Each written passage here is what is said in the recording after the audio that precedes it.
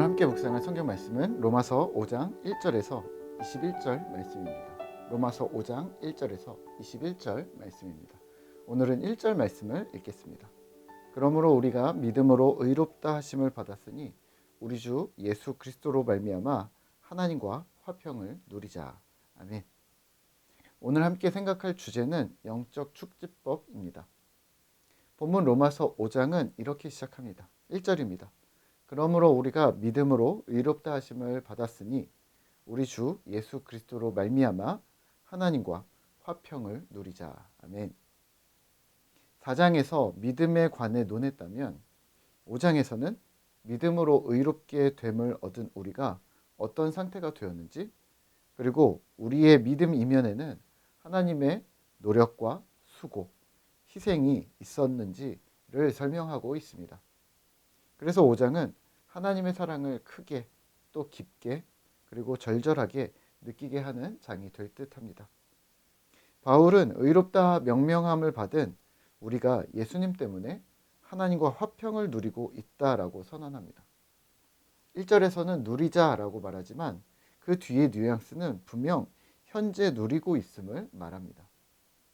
2절입니다. 또한 그로 말미암아 우리가 믿음으로 서 있는 이 은혜에 들어감을 얻었으며 하나님의 영광을 바라고 즐거워하느니라. 아멘. 우리는 현재 누리고 있고 즐거워하고 있다. 그리고 이 즐거움, 누림이 개인의 상황과 상관없이 환난 중에도 즐거워할 근거가 되었다라고 말합니다. 어떻게 이런 일이 가능했을까요? 5절입니다. 소망이 우리를 부끄럽게 하지 아니함은 우리에게 주신 성령으로 말미암아 하나님의 사랑이 우리 마음에 부은 바 됨이니. 아멘. 우리에게 주신 성령을 통해 우리가 확인한 것은 하나님의 사랑이 우리에게 한량없이 부어졌다는 사실입니다. 6절에서 8절은 이 사랑이 어떻게 우리에게 구체적으로 다가왔는지를 다시 언급합니다. 6절에서 8절입니다. 우리가 아직 연약할 때 기약대로 그리스도께서 경건하지 않은 자를 위하여 죽으셨도다.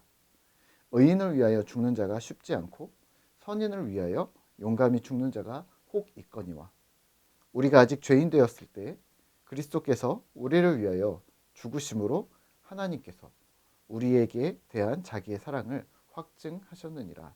아멘. 죄인인 우리, 또 하나님이신 그리스도, 또 십자가의 죽음, 이 일련의 상황과 과정이 바로 하나님의 사랑이었습니다. 오늘 말씀을 묵상하며 그러면 우리는 무엇을 기억해야 할까요? 네, 조급하지 않기입니다. 우리가 이미 예수 그리스도 안에 거한다는 말은 그 십자가 사랑 덕분이라는 건데요. 하지만 이 안에 들어와 있는 우리는 이게 약점입니다. 뭐냐면 조급하게 성장하려 하는 거죠. 건강하게 성장하려는 생각보다는 한국인의 특성인지 모르겠지만 빨리빨리 또 남들보다 더 뛰어나게 경쟁하듯이 자라나려고 합니다. 마치 서울에서 부산을 가야 하는데 과정을 즐기려 하지 않고 목표 지향점이 돼서 축지법을 써서라도 한달음에 가려는 것과 같습니다. 6시간을 버스를 타고 목적지에 도착할 것을 참지 못하고 10분 만에 축지법으로 목표에 도달할 수 있다고 생각합니다. 오히려 차근히 과정을 밟는 것을 어리석고 효율적이지 않다고 생각합니다. 예수를 인격적으로 만난다고 고백하면서도 여전히 인격적으로 대우하지 않고 있는 것이죠. 이렇게 생각하면 어떨까요? 관계입니다. 어떤 사람을 만나든 관계가 발전하려면 만나야 합니다. 밥을 먹어야 하고요. 커피를 마셔야 하고요. 시간을 들여서 이야기를 들어주고 또 나를 오픈해야 합니다. 그러면서 서로 교제가 깊어지는 것이죠. 연애할 때를 생각해 보시면 됩니다. 인생의 동반자를 만났다고 만난 지 30분 만에 말을 트고 40분 만에 결혼 약속을 하고 1시간 만에 상견례 날짜를 잡고 그러지 않는 거죠. 시간이 필요합니다. 사람의 관계가 바로 인격적인 관계가 이러한데 하물며 하나님을 대하는데 우리가 비인격적으로 대하는 것은 아닐까 돌아보셔야 합니다. 만나자마자 달라고 또 내놓으라고 좋은 믿음을 주십시오. 좋은 상황을 내놓으라고 또 멋있는 인생을 내놓으라고 무턱대고 하나님께 요구하기만 한다면 그분을 제대로 알지도 못한 채 그게 믿음이라고 말한다면 그건 무지한 것일 뿐만 아니라 하나님께 대해 무례를 범하는 것이죠. 부탁드리기는 차근히 주님 앞에 나아가기를 힘쓰셔야 합니다. 그래서 하나님을 더 깊이, 더 온전히 알아가는데 충분한 시간을 들이셔야 합니다. 한때 선풍적인 인기를 끌었던 1만 시간의 법칙이라는 말을 들어보셨을 텐데요. 한 분야의 전문가가 되기 위해서는 필요한 최소한의 시간이라고 말을 한다면 그러면 한 사람을 아는데 들여야 하는 시간은 얼마일까요?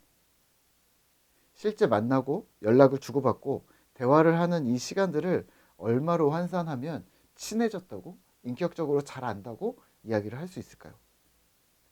1만 시간까지는 아니지 않을까 싶습니다만 그래도 어느 정도의 시간이 필요합니다. 작지는 않겠죠.